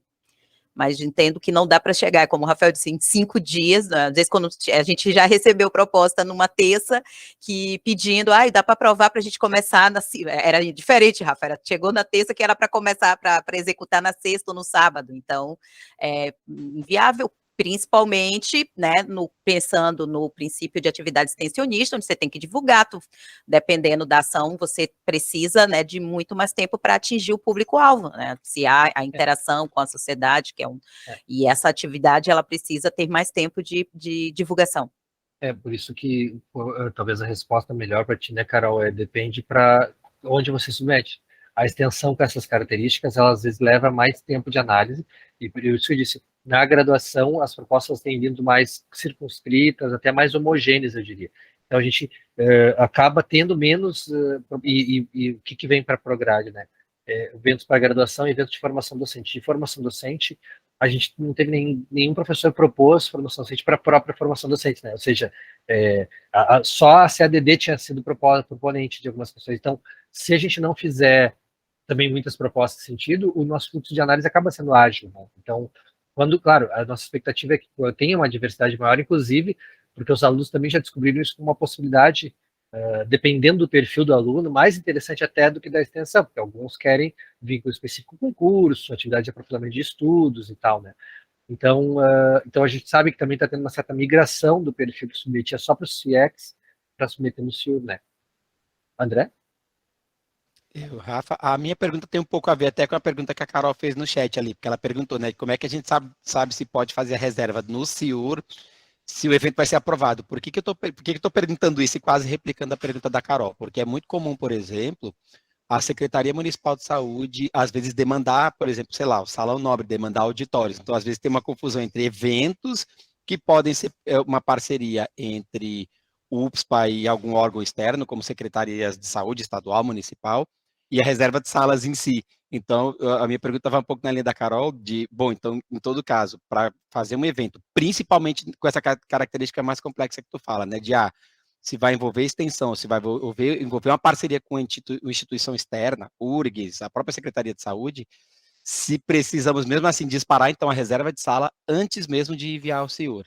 Na verdade, isso é uma discussão que já ocorreu, e eu digo isso porque tanto extensão, como graduação, como PPG, de verdade a gente não entrou nesse mérito. O que foi combinado? Precisa ter isso antes, porque a gente sabe que se tivesse uma coisa de troca de agenda, por uma questão institucional, caiu a agenda porque precisa ocupar, isso sobrepõe inclusive outras coisas, né?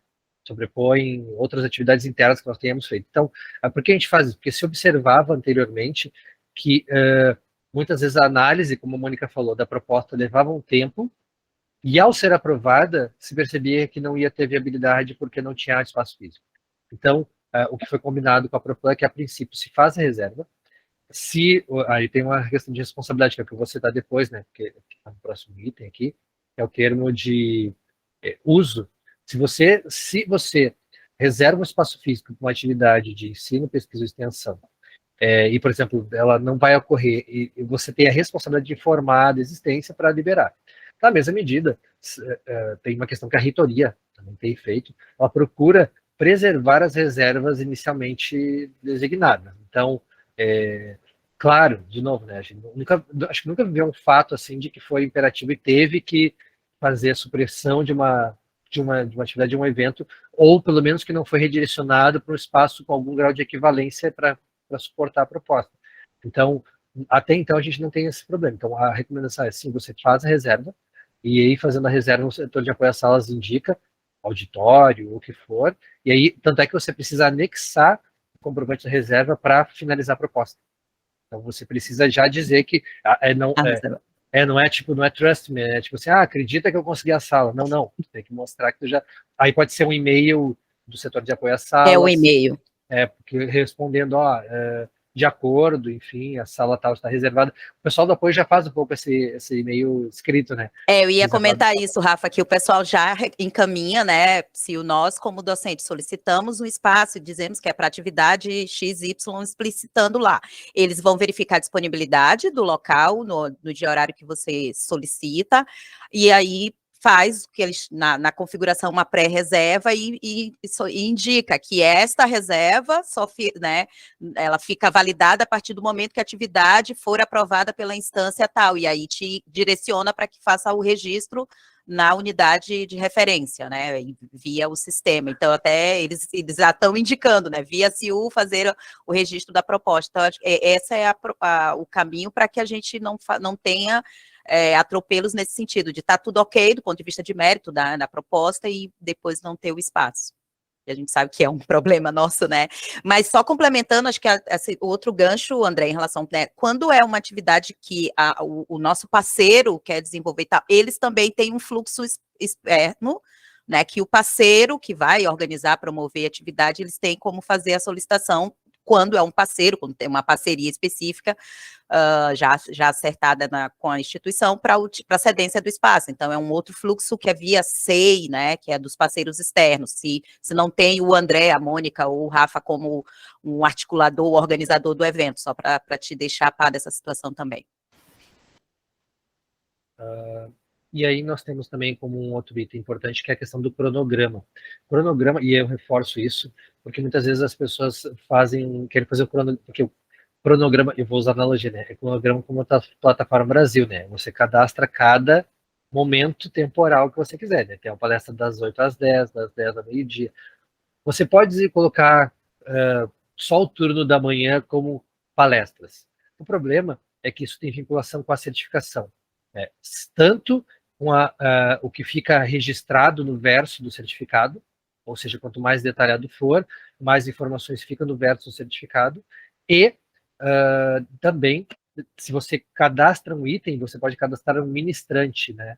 Ou uma pessoa que fica responsável, um palestrante, uma mesa redonda. Se você não faz esse cadastro individualizado, não tem como gerar um certificado específico para essa pessoa.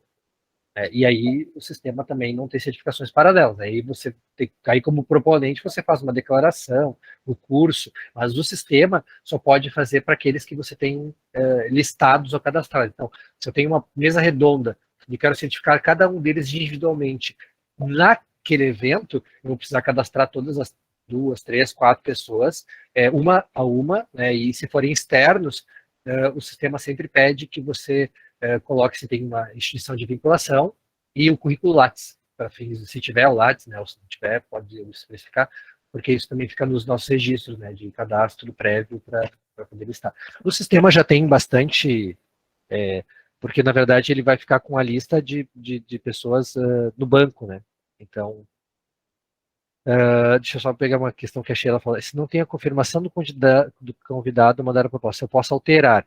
Se você tem algumas opções, você pode colocar sem ministrante, mas se você botar sem ministrante, depois tem que fazer uma alteração. Eu não sei se você... Cris, a gente pode inserir ministrante depois ou só inserir e depois alterar? Pode inserir depois. Pode, ministrante é uma das opções que foi permitido mesmo depois de aprovada a atividade. Só tem que ser antes da assinatura. Execução. Não, principalmente da assinatura, né? Tá. Mesmo que eu coloquei ele, foi em cima da hora, então eu tive que trocar e acabei fazendo depois. Depois, antes de assinar. Depois que assinou os certificados, aí não adianta fazer mais alteração nenhuma. Não vai refletir em certificação daí. Né? O que algumas atividades, vou pegar um exemplo agora, né? A gente avaliou uma jornada acadêmica onde os alunos não tinham fechado 2 momentos.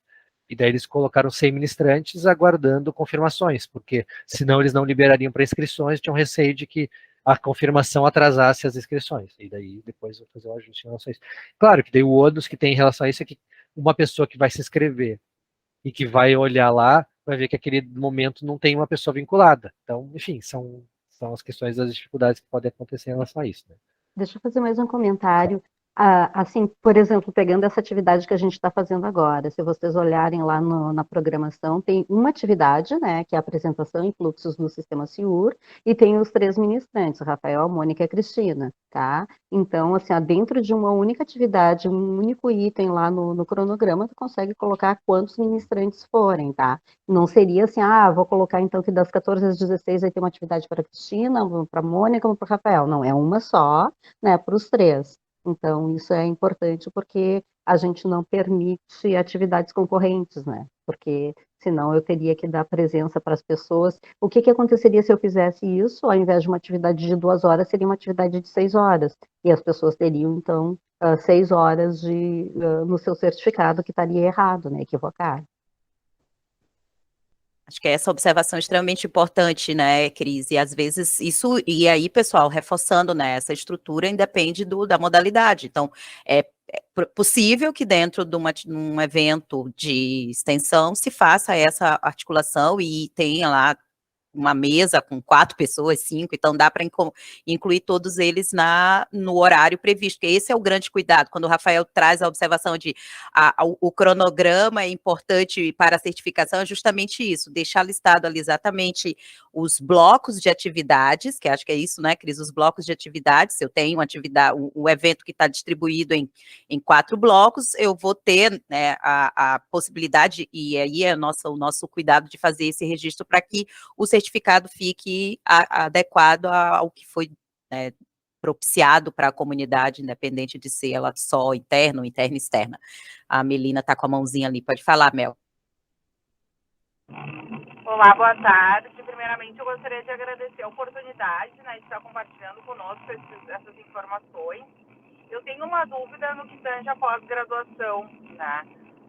Eu sou da comissão coordenadora do PPG-TIG, alguns professores, teve uma época que relataram algumas dificuldades para inserir os eventos, né? Eu acho que foi naquele período de transição.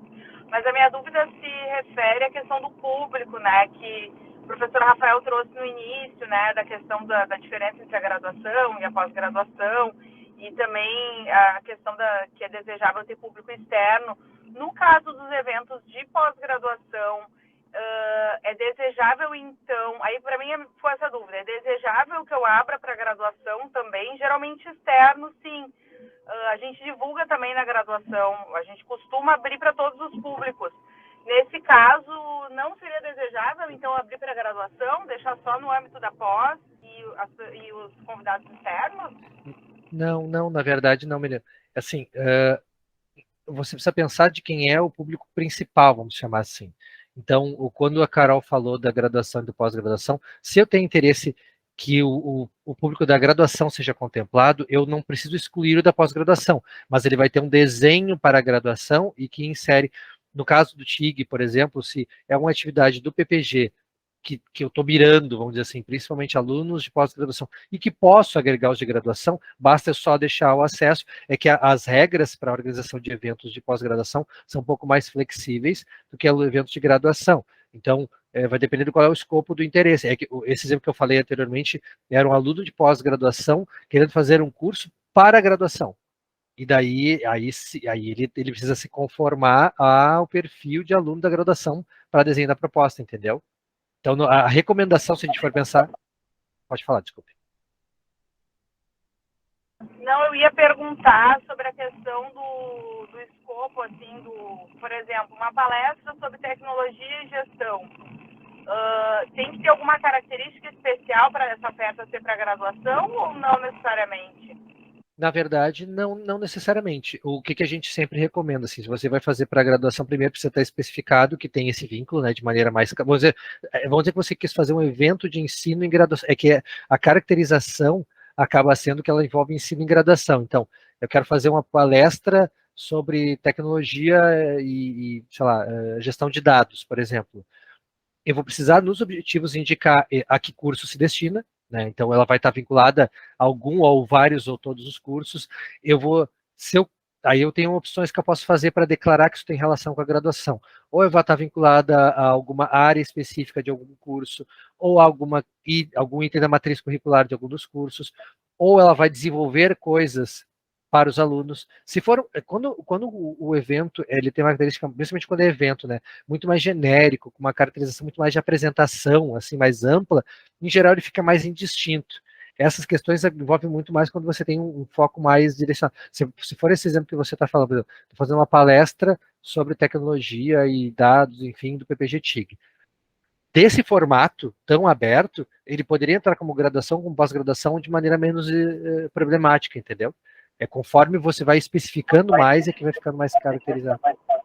Ah, tá. Não, porque até o nosso interesse é abrir bastante até para prospectar novos alunos, né? Uhum. E esses alunos, para ingressos em novos editais, eles vêm de todos os cursos. Então, a gente não sabe de onde que vai vir, né, esse potencial participante.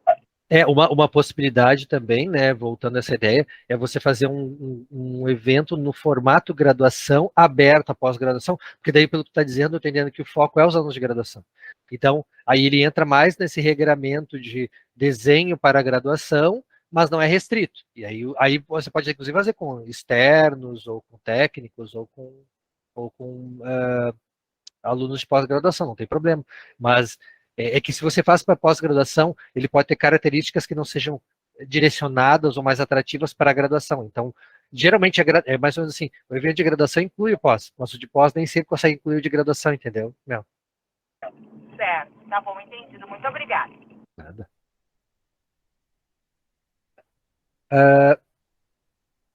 Em relação ao orçamento sempre é um ponto difícil. Temos só 30 minutos para tratar de orçamento, então... Por que isso? Porque movimentação financeira ela é sempre um ponto polêmico numa instituição pública como a nossa, né, com a nossa organização. Então, aí a gente vai ter que fazer uma especificação separadamente, tá? No âmbito da graduação, nós não estamos autorizando atividades que envolvam custeio, movimentação financeira para o aluno de graduação. Então, se você vai fazer um evento de graduação, de curso ou evento de graduação, os nossos alunos não, a gente não, enfim, uma questão institucional, foi identificado que não vai ser destinado cobrança de um curso ou evento de graduação para aluno de graduação. Então, se você pretende fazer algo com movimentação financeira, talvez um curso de ensino e graduação ou um evento de ensino e graduação seja a melhor opção. Na pós-graduação, até onde eu me recordo, isso é um pouco mais flexível. Só que lembrando, por que a gente fez essa escolha na graduação? O custo, ele muitas vezes acaba sendo impeditivo para determinados perfis ou até para um grande número de perfis de aluno. Então, a gente sabe que cursos que têm ou eventos com atividade de interação, né, e de pagamento de custeio, eles têm uma dificuldade de ter adesão de graduação. Então, por isso que, em geral, não vai ter essa proposta. Na extensão, a Mônica, se quiser fazer alguma observação em relação a isso, mas a gente tem fundações de apoio, né, em relação a isso. Bom, do ponto de vista da extensão, a gente vai, né, para o conceito de extensão universitária e reforçando assim, não é a essência ou prerrogativa da extensão fazer a cobrança. Quando a gente vai ler, né, nos princípios e definições específicas, extensão universitária é a universidade para além dos muros, é a interação, é a troca de saberes. Então, a gente não estimula, né, o que cursos e eventos tenham, né, uma cobrança, sejam atrelados à movimentação financeira, entendendo que, né, o princípio da extensão universitária é a gente fazer essa troca com a sociedade, troca de saberes, então não é transmissão do conhecimento, não é, mas sim a troca, a dialogicidade entre os entes, a sociedade e a universidade. Uma questão que a gente, né, às vezes aparece, é que entre as ações possíveis do âmbito da extensão e também da pesquisa é a prestação de serviço. Então, isso em alguns momentos pode parecer dúbio. Como é que a gente vai prestar serviço e não cobrar? Então, na verdade, é que o foco, né, das ações extensionistas, e particularmente falando dos cursos e eventos, seja, de fato, uma troca de saberes, uma interação, atender, né, a demandas da sociedade a partir do que a gente identificar, vivenciar, que é algo necessário, importante para se discutir com aquele conjunto de sujeitos. Então, também estamos, né, não tem a questão do impedimento, mas um olhar muito atento em relação a essa efetiva necessidade, ou vou usar o termo legitimidade, vocês vão me entender, de uma cobrança para a participação naquele evento, pelos motivos que o Rafael trouxe, né, pode inviabilizar a participação, impedir que algumas pessoas que nós entendemos e que se entenda como público-alvo possa, de fato, ser atingido pelaquela ação, pela questão financeira. Então, isso estabelecido, quem for priorizar a questão de movimentação financeira tem que ter esse cuidado de fazer a verificação antes, né? Porque muitas vezes quando eu já dizer isso no âmbito da graduação, às vezes vem a proposta com um pedido de movimentação, e no caso da graduação a gente devolveu, indicando essa necessidade de revisão. Inicialmente, se não houve equívoco na modalidade, a nossa tendência é devolver para correções, se ainda está dentro do mesmo escopo. Então, para verificar em relação a isso. O item anexos é o comprovante, e eminentemente pode ter outros anexos, né, como eventualmente se precisa ter um projeto de esclarecimento, alguma questão assim, mas um que acaba sendo muito imperativo é o comprovante da reserva de sala quando aplicável. Né? Por que eu disse quando aplicável? Porque você, por exemplo, se você vai fazer algo remoto, tem o termo, tem aquele termo de uso, né, de ciência e responsabilidade, só tem duas opções, né? Ou você aceita, ou ele não se aplica. Você não tem como dizer assim, eu vou usar uma sala e não me responsabilizo, não existe essa opção. Então, se você vai usar um espaço físico, você vai fazer a preenchimento do termo de ciência de uso e vai ter que anexar o anexo correspondente de reserva da sala. E, de novo, nessa questão do termo de uso, é importante ler ele, né?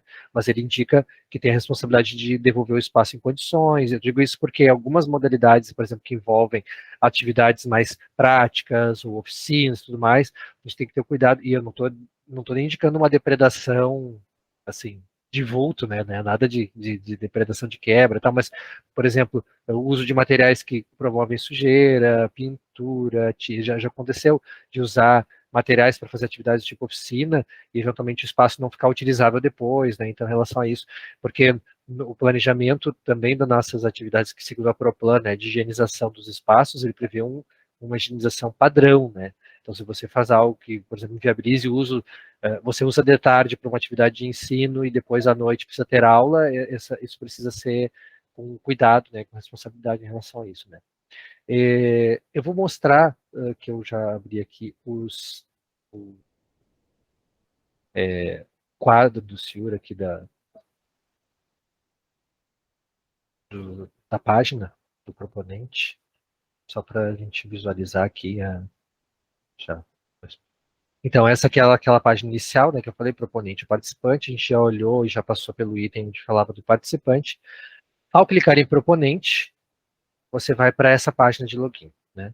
Essa página, ela é semelhante à anterior, né, mas você vai ver que é ir para a área do participante. Então, de novo, é a segunda porta, né, então você tem a opção. Nesse acesso, de novo, com acesso UPSPA, por quê? Porque como proponente você já precisa ter esse registro interno, né, então, por isso que na outra você faz as visualizações sem necessariamente estar logado, a partir daqui, proponente somente logado. Aqui eu abri o meu como proponente, né, aqui tem alguns cursos de extensão, só para mostrar que aparece para o proponente, entre aqueles itens, aparece uma série de ícones, né, que vão estar sempre vinculados. Depois eu posso mostrar um outro, esse aqui são de extensão, então eles têm algumas, são mais antigos nesses aqui.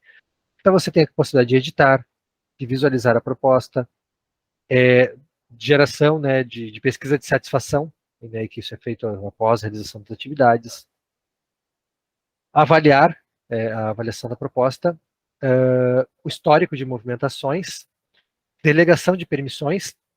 Por que a delegação de permissões? Porque às vezes você começa uma proposta e você não necessariamente tem uma pessoa participante ou delegada, né, acompanhando, apoiando. Você pode delegar isso depois, se for o caso. Certificado de comissão organizadora, né, então isso é importante dizer porque a comissão organizadora, acho que agora no CIUR, né, Cris, a pessoa mesmo pode retirar o seu próprio, né? Ficou um pouquinho diferente, é que assim, os eventos de antes de setembro de 2021, eles eram retirados aqui para a comissão organizadora e ministrantes. Agora todos os certificados são assinados lá dentro do Minha UFSPA, e aí o que acontece? Os participantes retiram os seus certificados, e os ministrantes que tiverem e-mail cadastrado vão receber por e-mail, tá? E se algum não tiver e-mail cadastrado, vai ir para o proponente da atividade, tá? Mas daí, para a comissão organizadora e ministrante, está indo por e-mail, não é pela aplicação de participante, tá? O participante, sim, faz o seu certificado lá na área do participante. Aí nós temos aqui, eventualmente, controle de ministrantes, que se eventualmente alguma pessoa que um palestrante iria vir e não veio, né? Alguma coisa que você precisa, de certa maneira, também confirmar, né, a presença dos ministrantes. Controle de frequência, daí nós temos aqui por atividade e por participante, né? Controle de frequência é um importante. Por atividade significa se eu tenho 4 dias de evento, eu abro o primeiro dia, aparece todos os inscritos, eu lanço a presença dessas pessoas, ou por participante, que é menos utilizado, eu pego a lista de pessoas. Geralmente, quando é um evento, a frequência por participante é mais fácil, porque daí você tem uma única lista de um único dia. E você pega a lista e você vai lançando as frequências. E por atividade, geralmente, quando é um curso, é o mais usual, né? Com vários dias de desenvolvimento, enfim. Essa frequência é que vai definir a habilitação para certificação, né? E vai definir também o percentual de participação em horas, né, da pessoa naquela atividade. Então, a gente tem que ter cuidado em relação a isso. E aqui o controle de inscrições, onde você pode te retirar algum inscrito, pode aprovar que você não consegue inscrever uma pessoa, mas você consegue fazer com que ela suba, né, na lista de inscritos de suplentes ou de espera, desculpa, lista de espera para uma lista de inscritos habilitados, né. Se na certificação aparece a frequência, Carol, eu não me recordo, Cris, não, né? Não aparece. Só parece que a pessoa teve, vamos supor que aqui esse evento é de 2 horas, vamos supor que tivesse 3 eventos, eu participei de 2, ok, eu participei, eu tive a frequência, ele não vai dizer quantos eu fiz. Isso, não dentro aparece. do percentual mínimo exigido para certificação, que é o 75%. Exato. Então, se eu tive 75% ou 100%, o certificado é igual. Menos de 75% não vai certificar. E assim, eu já vi bastante confusão, assim, mas não está aparecendo e a pessoa teve frequência. Mas é bem isso assim, às vezes a gente tem que cuidar que conforme o número de atividades que eu fiz, assim, do tipo assim, ele participou de 69% ou 72% das atividades, então é bem isso assim, a gente tem que cuidar o número de atividades que vai ter para saber o quantas essa pessoa vai ter que ter para ser certificada, né? Já aconteceu assim da pessoa participar de várias, mas não ter os 75%, porque eram muitas atividades. Né? Isso é um cuidado do proponente, tá? Só para dizer isso, porque muitas vezes a gente faz coisas que não são múltiplas ou não são divisíveis, e aí o somatório do sistema é imperativo, né? Então ele sempre vai fazer o arredondamento para a atividade cheia. Então se aquela atividade cheia, às vezes a pessoa está dependendo do número de atividades, aconteceu peguei um que, por exemplo, a pessoa vai de 60% para 80%. Então, fazer ou não aquela atividade a mais, ela teria reprovação ou não. Aline? Boa tarde. Minha câmera agora não quer abrir, mesmo querendo, que coisa. Então, pessoal, nesse caso, esse evento, por exemplo, que a gente está fazendo da formação, foi cadastrado, tipo, um evento individual para cada oficina, cada coisa foi criado um evento, assim, que daí a gente não vai ganhar um certificado assim, com a carga horária do vai total ganhar o do que a gente certificado fez. da oficina. Vai ser por oficina, né? Isso. Mas é que isso, de novo, é a opção do proponente, Aline, porque o que acontece? Se a gente fizesse da formação docente e a pessoa vem para uma oficina só, ela não ganha nenhuma certificação. Então, nesse caso, se optou para que todo mundo pudesse ter certificação daquilo que participasse separada. Daí ainda mais trabalho para nós propor separadamente, e quem quiser tudo tem que se inscrever e participar de tudo. Então, é uma opção, né, que se faz, né? Se você faz, agora a gente estava falando, tinham 7 oficinas. Se das 7 oficinas, sei lá, você vai em 3, você já não ganharia certificado, entendeu? Então, foi uma opção que a gente fez como organização.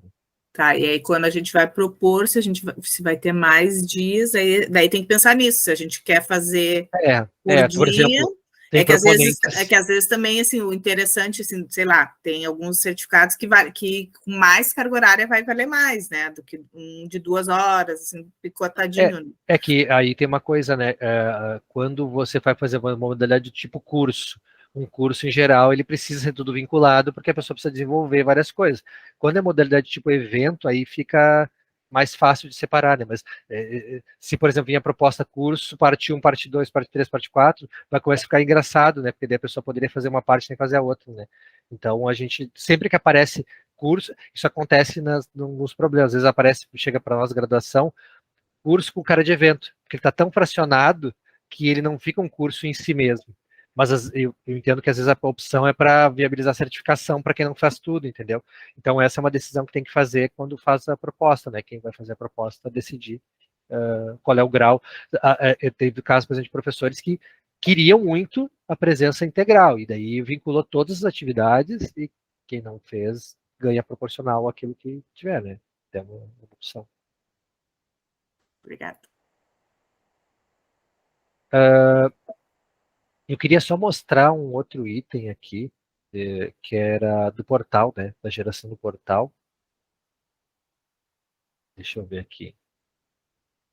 Eu vou mostrar esse aqui, que acho que não vai ter problema, da professora Maria Eugênia, que ela tem um portal bem recente, assim, ela fez direitinho, então não tem muito problema. Eu vou usar ela como um bom exemplo, né? Qualquer coisa, quem conhece aqui. Então, eu abri aqui só para a gente visualizar em relação aqui, ó. Essa é uma outra visualização, né? Eu peguei outra visualização, que é a mesma da Cris, né? Tem esse íconezinho com um aviãozinho, que é geração de portal. Então, depois que ela já está aprovada, vai aparecer esse outro, vocês podem ver que tem ícones a menos, né? Em quem está em edição ainda, né? Aqui tem uma proposta que já foi aprovada. Então, tem a geração do portal. Quando você clica em gerar portal, essa aqui já está publicada, então ela já tem um portal, né, não vai ser criado, mas eu vou clicar só para visualizar aqui o que seria, né? eu tenho o título da atividade, e aqui você seleciona o que da proposta vai ficar para quem vai se inscrever. Então, por exemplo, aqui no caso, a professora selecionou aparecer só a introdução e não objetivo. Então, lá na lista de inscrição do participante, programação, se quer apresentar o cronograma e que itens do cronograma. No caso, ela optou por não apresentar a programação para quem ia se inscrever. Nome de contato, e aí aqui que você define o período de inscrição. Lá você define na proposta, até ela ser aprovada, você vai definir somente o período de realização. Por que isso? Porque como esse período de realização, se eu boto a inscrição e ela não foi aprovada na primeira vez, eu já tenho que rever a inscrição. Então a inscrição só pode ser designada depois de ser aprovada. Daí você bota a data de início, data de final, o público-alvo ele já vai buscar da proposta inicial, e o número de participantes mínimo e máximo, e tem aqui o componente da lista de espera que o Cato tinha perguntado. E aqui você define quantos a mais. Em geral, as pessoas usam números mais arbitrários, do tipo assim, 50% a mais, 2 vezes mais, depende qual é a sua estimativa de espera.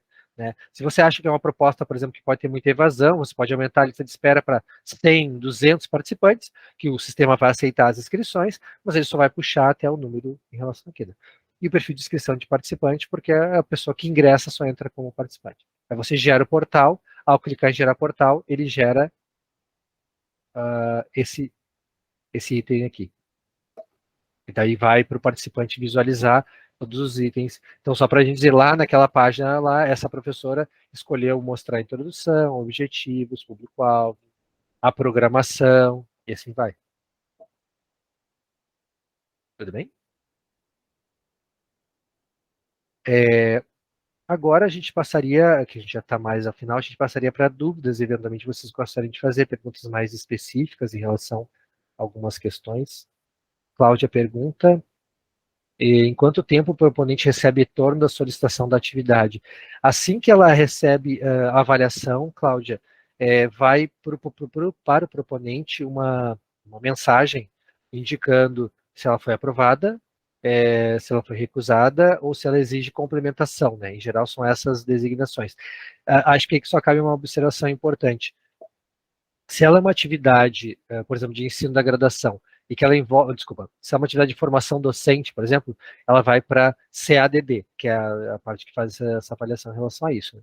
Se, por exemplo, ela vem como um curso de graduação e aparece dos docentes, e você vê que ela tem uma caracterização dentro da Prograde, que ela tem mais cara de formação docente, ela pode ser encaminhada por dentro do sistema para formação docente. Só que, de novo, isso vai aumentando o tempo de trâmite, né? Porque ela foi proposta de um jeito, ela vai ser reconfigurada por outro, né? Então, se a proposta inicia e ela é avaliada, assim que ela é avaliada, aqueles ícones já mudam para o proponente, porque daí, assim que, por exemplo, na Prograde, a gente indica que ela está aprovada, o sistema já disponibiliza as opções de abrir portal, tudo para o proponente. Então, é imediato. Tá, mas olha só, eu sei que, eu acho que a resposta é que não tem prazo, né? Porque vai depender, porque assim, eu mandei a proposta, tá. Aí, eu espero uma semana, um mês, com quanto tempo de antecedência é bom eu elaborar, dependendo de todos esses trâmites? Eu posso falar que pela Prograde, como eu disse, a gente faz pelo menos uma avaliação semanal do sistema. Então, se tu manda, tipo, na sexta, tu sabe que até a próxima sexta vai ter uma avaliação. Então, a gente tem feito, sim, pelo menos uma na Prograde. Aí, cada pró-reitoria faz uma análise em tempo. Se a gente percebe, por exemplo, a gente sabe que nem CEP, né? De novo, analogamente, né?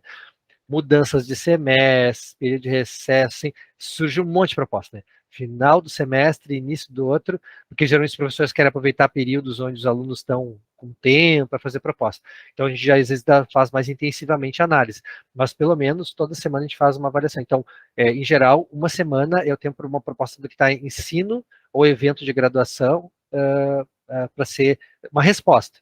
Né? Às vezes aprovação, às vezes o mais, a não ser que a gente identifique, por exemplo, que tem uma questão que às vezes acontece também, né, dos professores assim, olha, eu sei que eu estou enviando com menos tempo, ele já avisa a gente, às vezes se pode, a gente antecipa a avaliação, porque esse exemplo que eu falei, né, dos cursos que são vinculados a cursos de graduação. Então, por exemplo, a Cláudia tem uma atividade que ela quer fazer para complementar alunos da disciplina X. a disciplina vai ocorrer a partir da segunda-feira que vem. Bom, então, nesse trâmite, que às vezes é articulado junto com a coordenação do curso, a gente prioriza analisar essas propostas primeiro, e daí elas são analisadas assim que... Já teve caso, por exemplo, teve um curso que ele precisava fazer isso para recuperar práticas pendentes. Aí o curso enviou, num dia a gente analisou já no outro, e no terceiro dia já estava aberto para os alunos, entendeu? Então, quanto mais... Por isso que eu volto a dizer, quanto mais a gente consegue fazer vinculado com o curso, mais ágil às vezes fica sendo a avaliação da proposta no que é ensino e graduação, entendeu? Pois é, e extensão tu não tem ideia. Temos a professora Mônica para dar essa resposta. Professora Mônica, por favor. Oi, Cláudia. Pois então, assim, ó, a gente vem trabalhando sempre com aqueles prazos que estão... A gente tem um prazo de 45 dias de antecedência. Por quê? Porque tem uns 15 dias que tramitam em cada instância. Então, sem movimentação financeira, né? E com movimentação financeira é um prazo maior, porque implica em passar pela nossa conveniente, que é externa à universidade.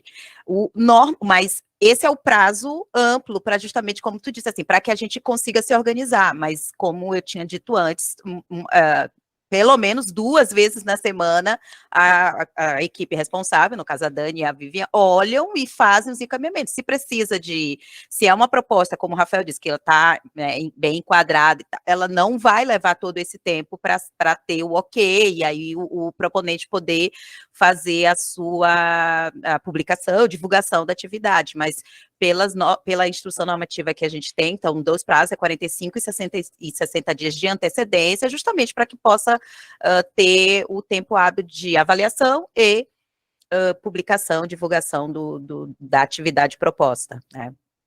Não sei se eu acho que te respondi. Respondeu, obrigada. Tá bem. Alguma pergunta? Algum esclarecimento específico em relação a isso?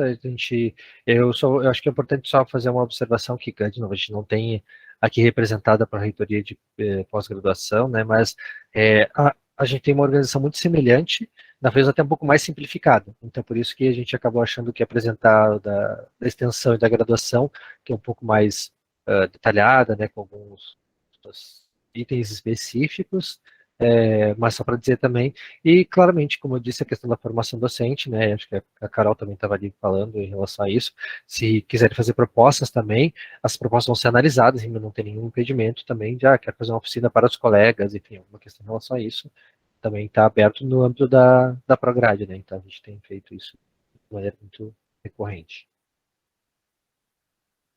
Dúvidas? Cris ou Mônica, querem complementar alguma coisa? Acho que era isso. Bem, se tiverem alguma dúvida também. É só uma questão importante que a Cris tinha falado antes, assim, né? O sistema, ele sofre modificações, tá? Então, essa apresentação que a gente fez é o relativo ao sistema que a gente tem hoje, atualmente.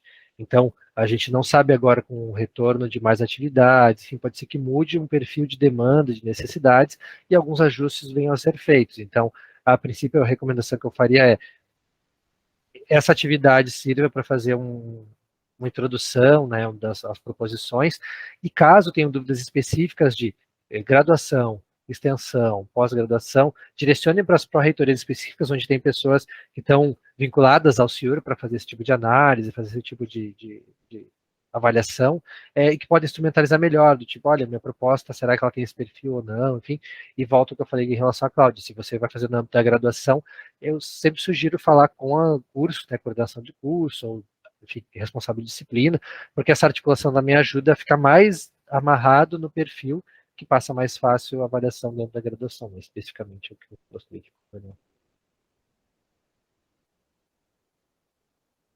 Sem dúvidas, então, todas esclarecidas. Já temos agradecimentos, inclusive, ótimo. Pois é, estamos à disposição, colegas. Tá bem. Como o Rafael falou, no encaminhar alguma dúvida específica para a Proeste, a gente vai fazendo o possível para dirimir essas dúvidas com vocês, tá? Depois, ao final, depois a gente tem sempre essas atividades que avaliam as nossas atividades de formação docente. Então, se vocês acharam que foi interessante, uma das questões que o pessoal da CDD está fazendo é avaliando quais são as atividades propostas, né, nas oficinas, que tiverem interesse, ou, enfim, para que possam ser ou recorrentes, ou até tornada em outro modelo, assim, para, enfim, apresentação, né, a gente apresenta mudo, a gente apresenta isso, a gente apresenta aquilo, eventualmente o senhor pode ser necessário apresentar em outro momento.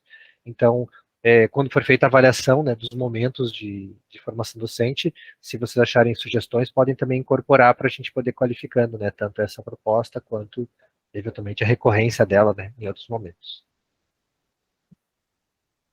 Então, a gente pode ir encerrando, se não tiverem mais dúvidas. Qualquer dúvida específica, mandem para a reitoria, a gente vai conversando. E não esqueçam das presenças de vocês e inscrição do senhor, tá, gente? Porque vocês estão com consentimento informado que se não fizerem isso, não tem certificado para vocês, você já sabe. Eu vou interromper aqui a gravação, então. Obrigado, pessoal. Até. Tchau, tchau. Obrigada. Tchau, gente. Obrigada, gente. Tchau, tchau. Tchau. Tchau, obrigado. Tchau, boa tarde. Tchau, tchau.